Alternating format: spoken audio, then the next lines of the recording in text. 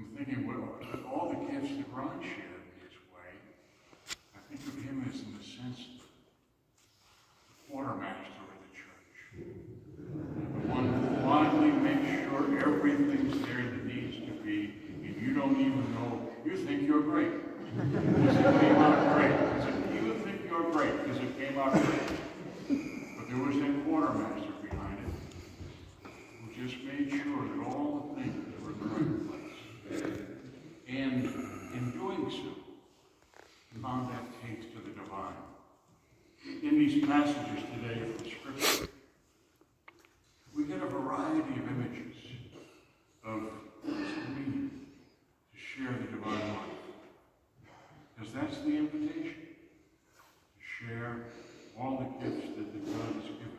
And certainly as we pass over that necessary crossover through the tomb, that necessary crossover before we finally see everything clearly, right?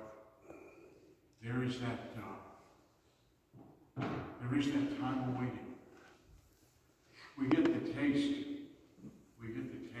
Certainly through the reading from Isaiah, of on this mountain, the Lord of hosts, and all the web that was woven, it won't be there anymore. There's a clarity, there's a beauty, all the beauty that was meant to be from the beginning, that we haven't even seen and probably for the most part can't imagine. All that beauty becomes present in the midst. All that glory. And then, of course, we hear the 23rd Psalm. That psalm which has accompanied so many in their passing over from this life, the life of the Lord. That's a little bit different because it doesn't speak of the high mountain, it speaks of the valley. It speaks of the pastures, the verdant pastures. Perhaps not the same glory as the mountain, but a very different type of beauty, just as complete beauty nonetheless. I'm particularly taken today as we commend our brother to the infinite mercy of God. You know, and as I look out, I was saying, with these folks who are here today, I'd be willing to bet that probably every one of you, or certainly most of them, you may well have a story about Ron that nobody else knows. Because it was quiet. There was a quiet share in the divine life. And I bet you know a story that nobody else does. Well, that's one of the beauties of gathering. We'll have a chance to do it, and I know the family would be thrilled if everybody can attend the reception after the burial. Because one thing I haven't forgotten 6.5 years away from here is those things you can make book on. They're good. They're good. It'll be a wonderful time. It'll be a wonderful time to gather together again and share some of those marvelous memories that you bring with you. Some of those tastes of the divine in the quiet things. Matthew's last judgment account, which happens if you situate it in Matthew's gospel, is right near the Passion. So it's in essence, it's Christ's last words. And as Matthew remembers them. And it's about when the Son of Man comes in his glory, it's about the final judgment at the end of everything, when this great project of God is finally once and for all wrapped up. And so Matthew speaks of the last judgment. So it's a gospel commonly used for the feast of Christ the King. Our last gospel, our last Sunday in each year of grace. Because as Catholics, we mark time differently. We mark time differently than whatever culture we might happen to live in. We have a different way of marking time that unites us across borders. We call the liturgical year or the year of grace. And that last Sunday Sunday of Christ the King looks to this. Begins with the mountaintop. Sits in his glory, just imagine. And if they're the kids, I love it because I'm in Lexington with a lot of college kids. And I encourage them. I said, if you're in the arts, if you're a choreographer, you're a composer, if you're a dancer, if you're a writer, if you're a musician, whatever it is, let's recapture the imagination in the arts, through the arts. And I said, kids, what an image this would be. What an image. What would that look like if you want to sculpt it, or if you want to paint it, or if you want to choreograph it for solo ballet, for pas de deux, for the whole corps de ballet, and for everybody else to dance? How would you choreograph this when the Son of Man comes in his glory? All the angels, what would that look like? All the nations assembled before him.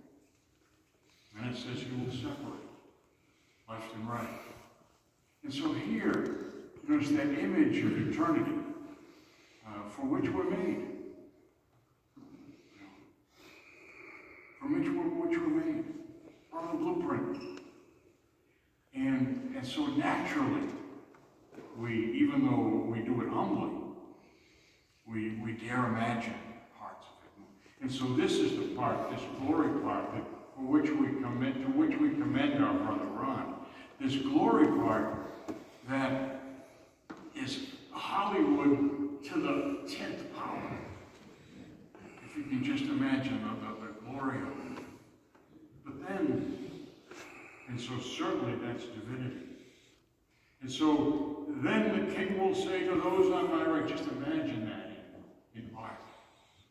He'll say to those on my right, come, inherit the kingdom prepared for you.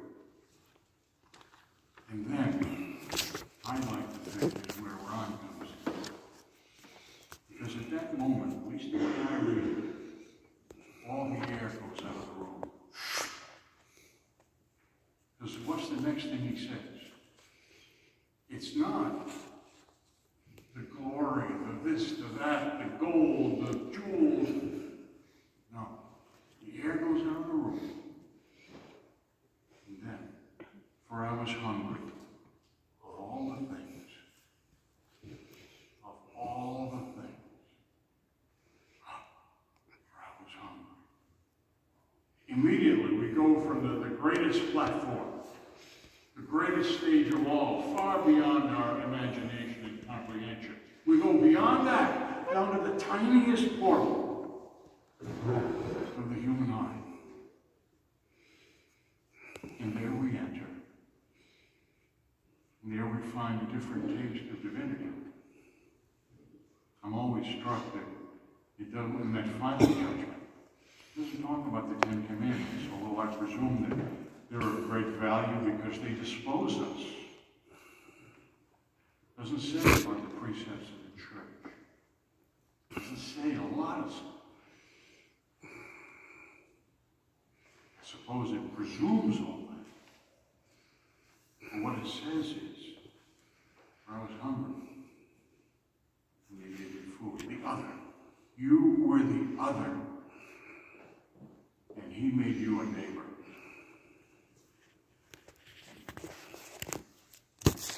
I was thirsty.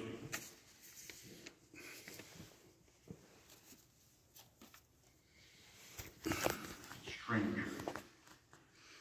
The other. And you welcome me. Ill, in prison, naked. You clothed me. You welcomed me. You visited me. As I look out at Levi and think of Pedro.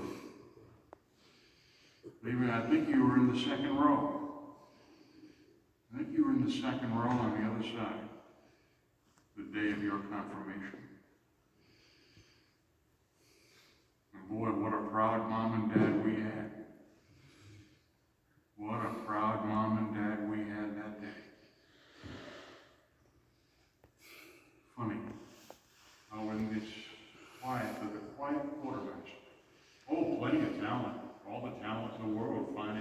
committee, it's whatever needed. Whatever needed.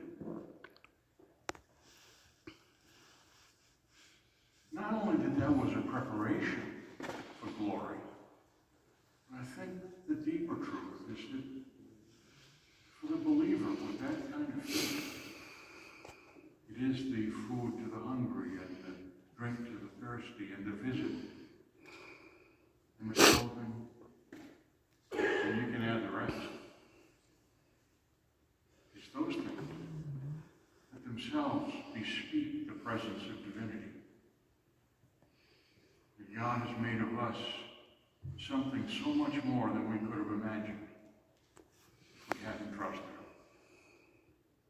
I know that Ron and Annette were a couple that did. And my gosh, don't some great things happen. We commend them now to God's infinite mercy, as we do with all who have passed before, knowing that we are designed to. The blueprint is that we're supposed to need that, by definition. But I think we can do it in a confident heart. And yes, even in the midst of sadness, the joy as well. That the promises made so long ago on the day of his baptism